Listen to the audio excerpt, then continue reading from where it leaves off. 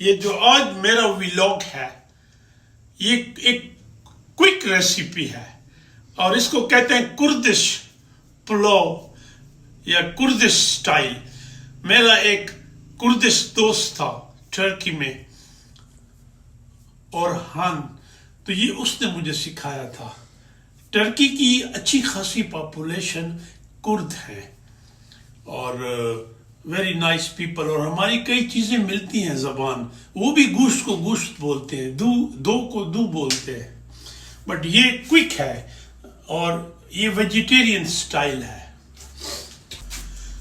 آپ پیاز کاٹیں گے اور چاول کو جیسے میں نے چاول کو پانی میں بھگو لیں گے 10 منٹ سے 20 منٹ آدھا گھنٹہ پانی میں. اور ہمارا جو چاول ہے وہ تو بہت اچھا ہے باسمتی.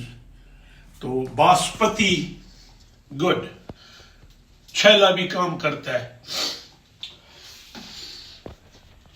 یہ ایک چیز آپ کو میں بتاؤں, میں دکھ سے کہہ رہا ہوں, ہمارا ملک one of the best countries, 4 season you name it جو یہاں نہیں ہوتا,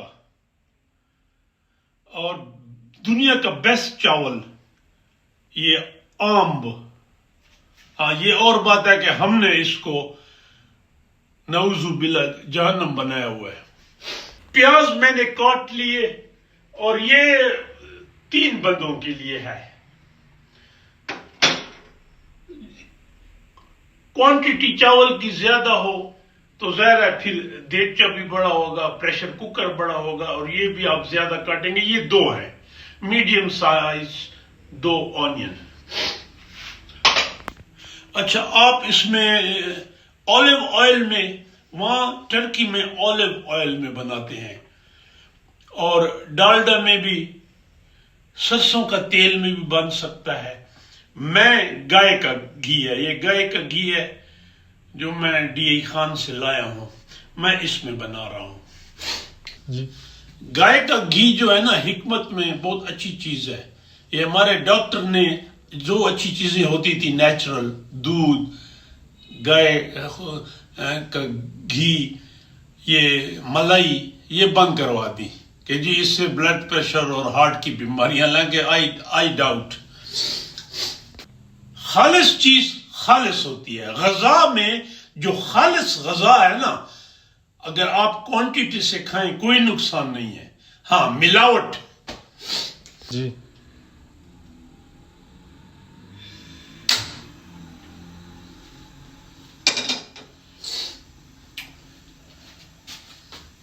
اور گھی زیادہ نہیں ڈالنا, ویسے بھی گھی زیادہ نہیں کھانا چاہیے.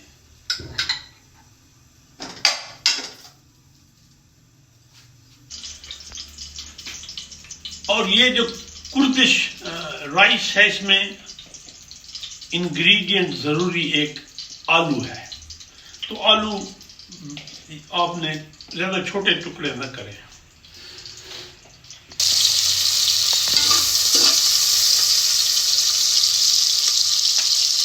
آپ نے زیادہ سرخ نہیں کرنا, جو میں نے سیکھا. اس میں آپ آلو ڈال دیں گے.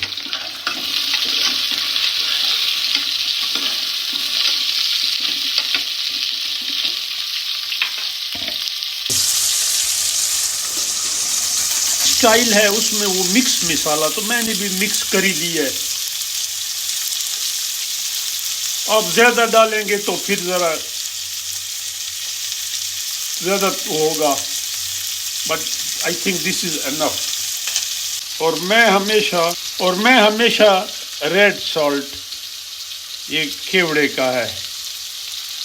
سالٹ تھوڑا ہو تو اچھی بات ہے. سالٹ نٹ گڈ, جس ایج میں ہوں نٹ ٹھیک ہے.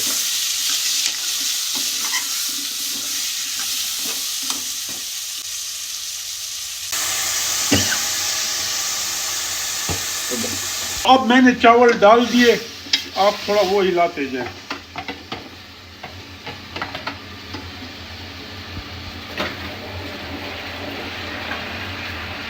اور ساتھ پانی ڈال دیں. پانی زیادہ ہو کم نہ ہو. ایک بات یاد رکھیں، پانی زیادہ ہو کم نہ ہو.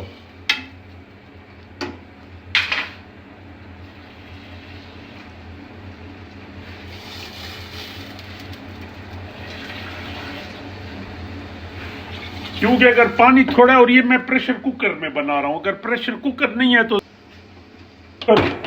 بند ہو گیا. اور اوپر ڈھکن رکھ دیں، آگ کو زیادہ تیز نہ ہو کم بھی نہ ہو. اب یہ کوکر میں not more than 15 minutes، not more than 15 minutes. اب it will take 15 minutes maximum. اور یہ 2 انڈے بھی میں نے بوائل کیے، وہ انڈے بھی، وہ جو کردش سٹائل ہے اس میں انڈے بھی. اب جب پریشر کوکر فل سوئنگ میں ہو، سائرن شروع کر دے، تو not more than 10 minutes، maximum 15. Cooker کو رہنے دیں تاکہ یہ خود ہی کام ڈاؤن ہو جائے. یہ بہتر ہے کہ اس کو ویسے تھوڑا ٹائم زیادہ لگے گا لیکن اچھا دم آ جائے.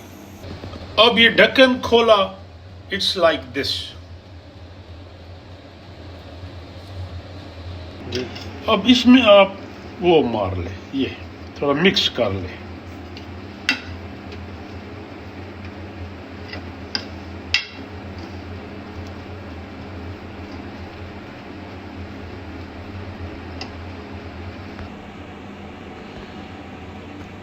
اور یہ جو بوائل انڈے ہیں ان کو بھی آپ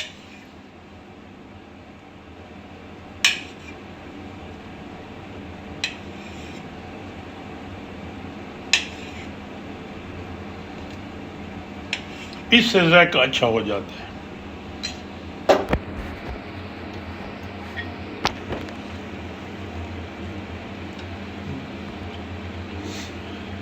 اب چاول کو جتنا استعمال کرنا ہے ڈونگے میں ڈال دے.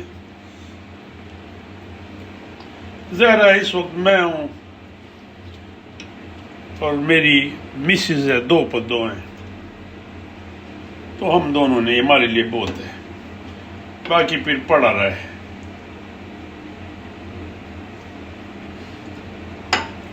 اور اوپر ذرا یہ بھی ڈال دیں.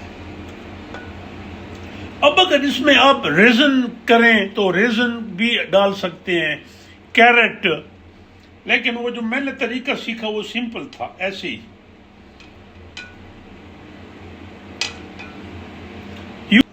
اس میں کیرٹ، سبز مرچ،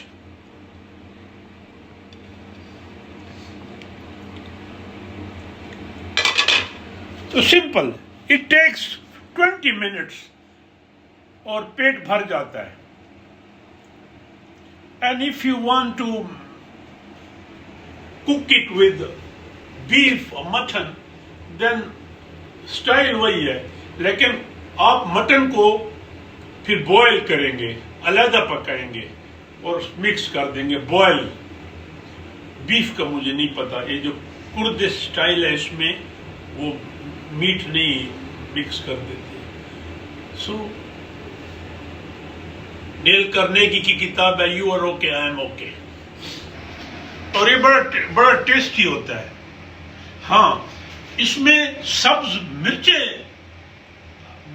زیادہ ٹیسٹی ہو سکتی ہے، لیکن اس کو آپ نے فرائی علیحدہ کرنا ہے یا نہیں پکانا. سو this was my vlog making Kurdish rice.